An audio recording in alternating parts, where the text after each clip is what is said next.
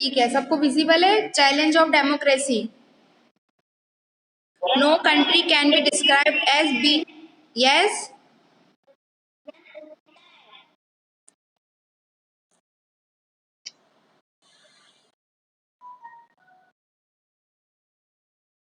इसके ऊपर एक टॉपिक देके रखा है आपको, article 15 on the Indian constitution.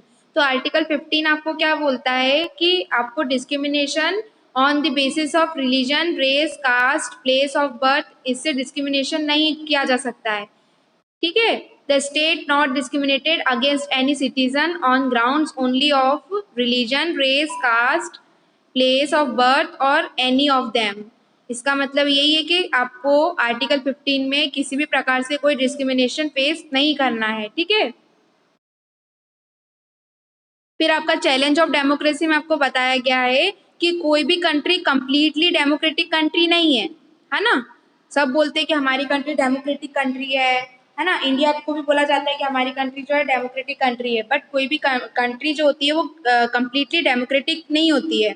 अच्छा, क्यों नहीं होती? डेमोक्रेसी का मतलब तो सभी को पता है ना, क्या होता है डेमोक्रेसी का मतलब? मैंने बताया था चैप्टर चालू होने से पहले ही कि डेमोक्रेसी क्या होती है।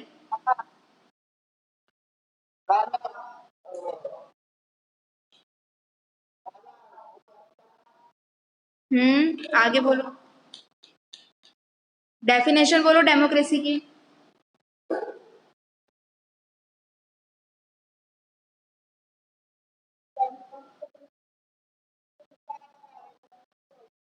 हम्म, किसने बोला ये? हाँ, और कुछ डेमोक्रेसी में और किसी को कुछ याद है?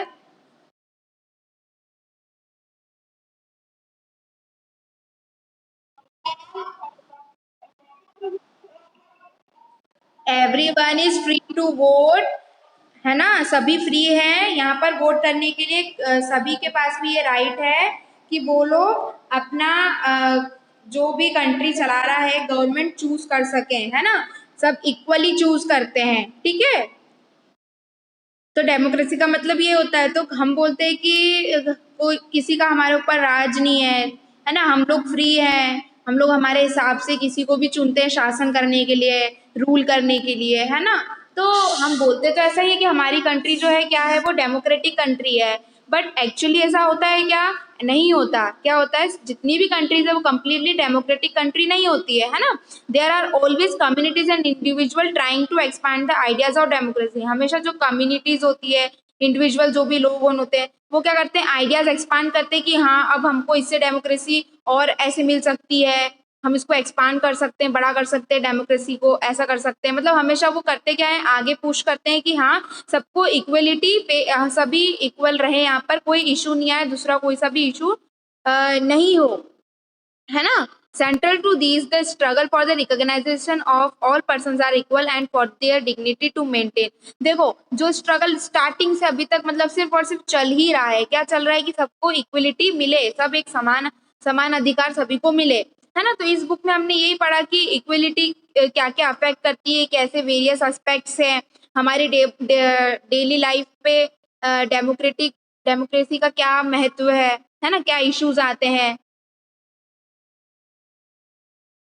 और उसके बाद में हमको ये बताया गया इस चैप्टर में कि डिस्क्रिमिनेशन डिस्क्रिमिनेशन कितना अफेक्ट करती है किसी भी पर्सन को, है ना। हमने वाल्मीकि जी का एग्जाम्पल पढ़ लिया है, स्टोरी पढ़ ली है। मिस्टर एंड मिसेस अंसारी का पढ़ा था हमने कि उन लोगों को कितना कुछ फेस करना पड़ा था, है ना।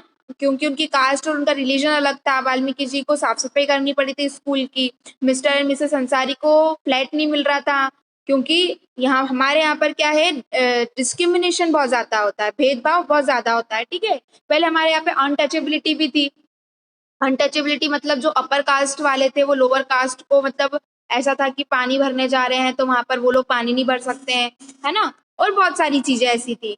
तो ये सब चीजें धीरे धीरे क्या हुई, खत्म हुई। जब जैसे कॉन्स्टिट्यूशन आया, कॉन्स्टिट्यूशन ने राइट दिया कि सभी क्या है, before law everyone is equal.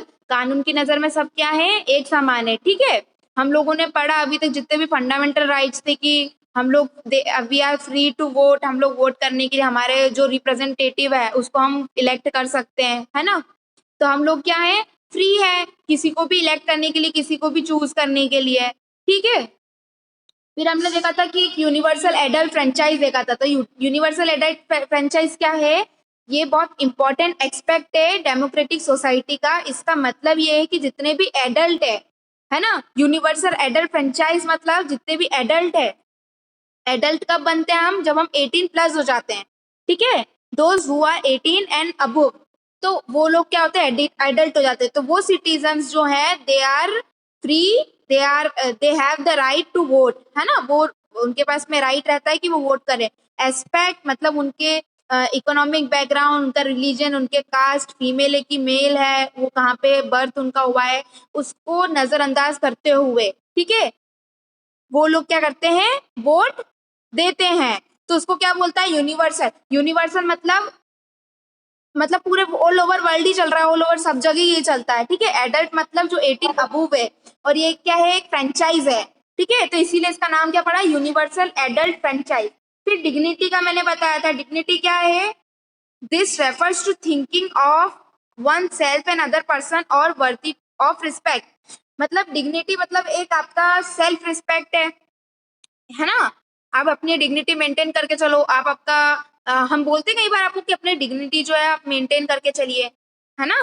बोला है कई बार, नहीं बोला है। तो डिग्निटी का मतलब ये कि जो सामने वाले का, जैसे दो पर्सन है ना। अब अगर आप सामने वाले, अगर वो लोअर कास्ट का हो गया, या फिर वो लड़की है या लड़का है, सोचकर उसको डोमिनेट कर रहे होंगे, उसको परेशान कर रहे होंगे, उसको मार रहे होंगे, या अदर कुछ चीज कर रहे होंगे, तो वो चीज क्या आ जाएगी, उसकी रिस्पेक्ट को आपने हार्म किया है ना। तो उसकी डिग्निटी आपने क्या करी है, उसकी डिग्निटी को आपने क्या किया है, हार्म किया है। आया समझ में। फिर हमने कॉन्स्टिट्यूशन वर्ड पढ़ा था। तो कॉन्स्टिट्यूशन से हम क्या समझ रहे थे, कॉन्स्टिट्यूशन एक क्या है, रिटर्न डॉक्यूमेंट है। जिस रिटर्न डॉक्यूमेंट में क्या क्या है, बेसिक रूल्स रेगुलेशंस, है ना, ये सब दे के रखा है। किसके द्वारा, पीपल्स के लिए दे के रखा है ना, पीपल्स के लिए, गवर्नमेंट्स के लिए, ताकि वो कंट्री उन सब रूल्स रेगुलेशन लॉज को क्या करे, फॉलो करे, है ना। फिर एक सिविल राइट्स मूवमेंट पढ़ा था हमने। ये वो मूवमेंट है, कब कहाँ चालू हुआ था, ये यूएसए में चालू हुआ था, कब, 1950 में, है ना। अफ्रीकन अमेरिकन के लिए डिमांड पे चालू हुआ था, जहां पर सभी को इक्वल राइट्स दी गई थी, और जो उनसे डिस्क्रिमिनेशन हो रहा था उसको, मैंने आपको यूनिवर्सल एडल्ट फ्रेंचाइज बता दिया, ठीक है। कॉन्स्टिट्यूशन क्या है, डेमोक्रेसी क्या है, सिविल राइट मूवमेंट क्या था। सिविल राइट मूवमेंट कहाँ चालू हुआ था बच्चों, यूएसए में चालू हुआ था, कब, 1950 में, है ना।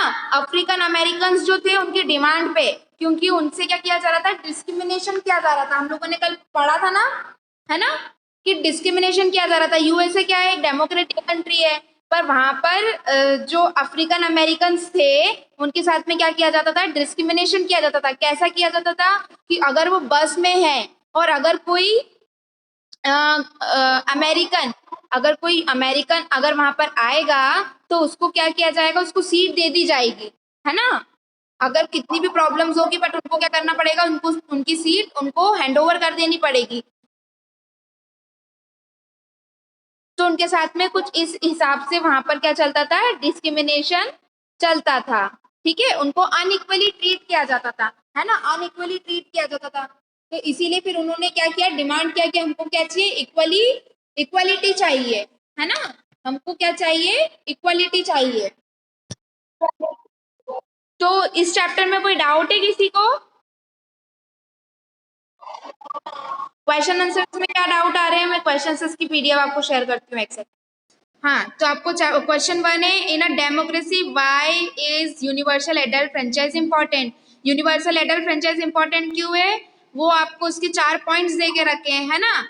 Democracy is the government of the people, by the people and for the people. Democracy क्या है, डेमोक्रेसी पीपल के द्वारा चलती है, पीपल के लिए चलती है, पीपल से चलती है, ठीक है। Every adult, irrespective of caste, religion, region, sex, the rich or poor background, is allowed to vote. This is called a universal adult franchise. Universal adult franchise क्या है, मैंने अभी हाल आपको बताया, ठीक है। The concept of universal adult franchise is based on equality. Universal adult franchise का concept किस पे बेस्ड है, इक्वलिटी पे, है ना। डेमोक्रेसी इज एवरी डेमोक्रेसी में हर सिटीजन जो है कंट्री का वो क्या है, इक्वल ट्रीट किया जाता है। ठीक है, read the box on the article 15 and state the two ways in which the article addressed is inequality. ये तो समझ में आ गया होगा आपको पूरा आंसर, है ना। थर्ड वाले में भी कोई प्रॉब्लम नहीं होनी चाहिए, फोर्थ वाले में भी कोई प्रॉब्लम नहीं होनी चाहिए, फिफ्थ वाले में क्या प्रॉब्लम है आपको वो देख लेते हैं। बेटा फिफ्थ वाला पूरा तो है, ये रहा, इतना ही answer. The boy in the photograph is disabled as per the law this building should have been assembled for him, but we see the law is not being implemented in his case. He is being carried down by security personals through stairs. These buildings does not provide ramps.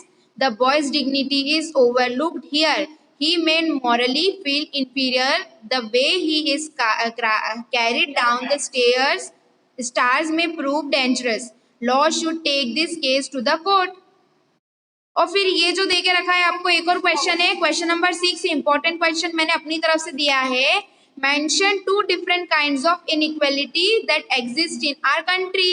दो types की आपको inequality है जो बतानी है example के साथ में, है ना। तो फर्स्ट कौन सी थी, वाल्मीकि जी की, ऑब्वियसली लिखना अगर आपको दिया है तो, है ना। तो ये दो, नहीं क्वेश्चन नंबर 6 है ये। दो टाइप की इनइक्वालिटी आपको आपकी बुक में देके रखी है ना, है ना। एक वाल्मीकि जी की बताई थी और दूसरी मिस्टर एंड मिसेस अंसारी की बताई थी। ठीक है, ओके। तो यस, इसमें वेरी शॉर्ट और शॉर्ट करके कुछ नहीं है, इसमें डायरेक्ट आपको क्वेश्चंस देके रखे हैं बेटा। ओके।